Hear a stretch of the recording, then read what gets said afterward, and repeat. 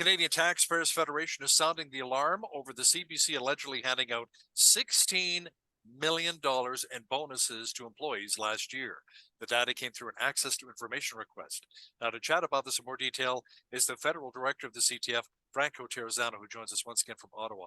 So, Franco, who ended up getting a lot of that cash? Well, more than 1,000 CBC employees received a bonus in 2022 to the tune of $16 million.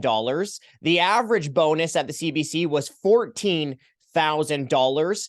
And on top of the bonuses, the CBC also handed out about $12.5 million in pay raises in 2022. There were no pay cuts. So get this, you have many Canadians who are worried about missing meals, while many CBC staffers aren't even worried about missing a bonus.